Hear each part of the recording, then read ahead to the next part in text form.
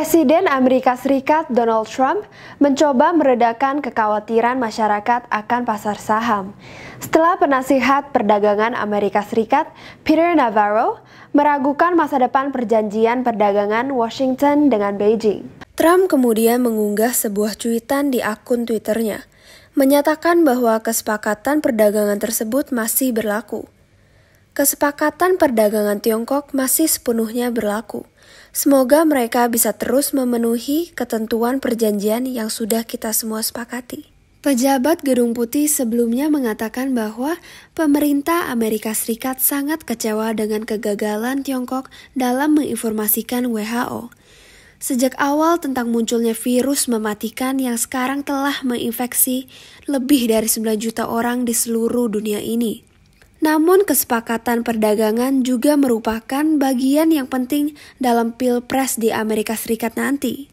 Tanggal 23 Juni 2020 pukul 9.43 pagi, Tiongkok meluncurkan satelit dari Beidou Navigation Satellite System dari Pusat Peluncuran Satelit Xichang Provinsi Sichuan. Satelit yang dibawa oleh roket Long March 3B ini adalah satelit BDS-3 ke-30 dan ke-55 dari semua jenis satelit Beidou navigasi sendiri. Pada tahun 2000, pembangunan BDS-1 selesai dan mampu menyediakan layanannya ke seluruh penjuru Tiongkok. Pembangunan BDS-2 selesai 12 tahun berikutnya, menyediakan layanan ke wilayah Asia Pasifik. Sekarang perkembangan BDS-3 telah dijadwalkan untuk menyediakan layanan ke seluruh dunia.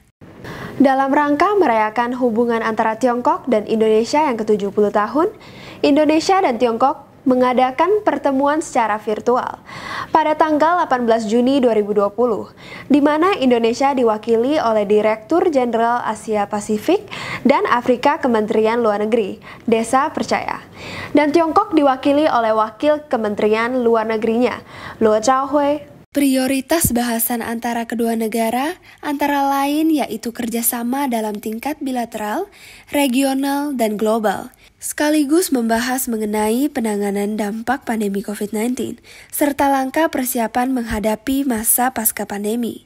Selain itu, beberapa hal penting dalam lingkup kerja sama bilateral yang turut dibahas antara lain: penguatan kerja sama perdagangan, investasi dan keuangan, rencana kerja sama Fast Track Lane, Travel Corridor, peningkatan kolaborasi dalam kerangka Poros Maritim Dunia dan Belt and Road Initiative, dan penguatan interaksi di berbagai level.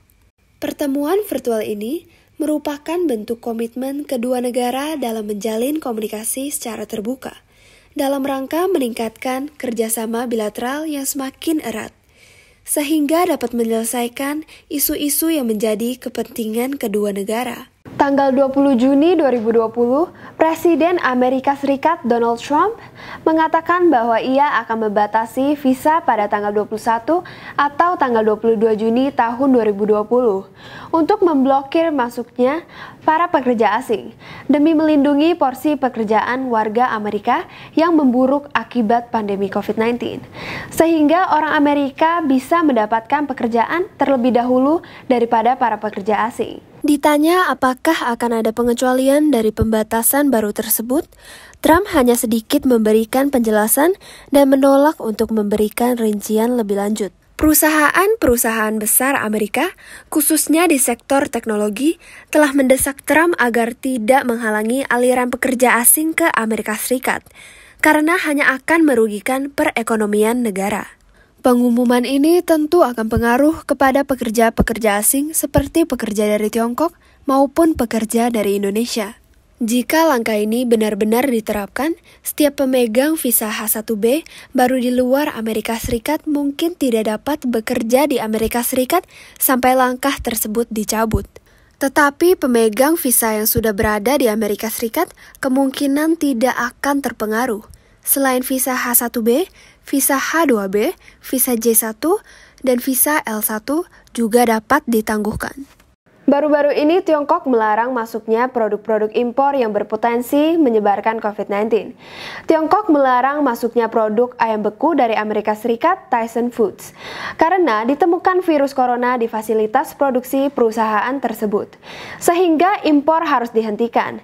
Sementara itu, produk yang sudah tiba akan disita.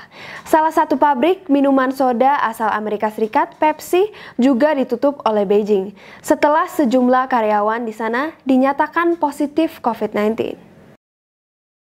Selain produsen asal Amerika Serikat, produk asal Jerman juga ditutup setelah dilaporkan adanya penyebaran virus corona pada sejumlah karyawan di sebuah rumah pemotongan hewan, Tönnies Holding, di kota Gütersloh. Sebelumnya, kasus gelombang kedua COVID-19 kembali merebak di Beijing. Kasusnya di pasar grosir Xinfati sejak Kamis lalu. Setelah melakukan penelusuran, pemerintah menelusuri virus corona ditemukan di papan potong salmon impor. Oleh karena itu, Tiongkok juga mengeluarkan larangan impor salmon asal Eropa. Terkait masalah ini, Kepala Ahli Epidemiologi di Pusat Pengendalian dan Pencegahan Penyakit Tiongkok, yaitu Zhongguo Jibing Yufang Kongzhi Zhongxin, mengatakan bahwa pihaknya akan terus mengikuti perkembangan kasus-kasus baru terkait produk impor di Beijing.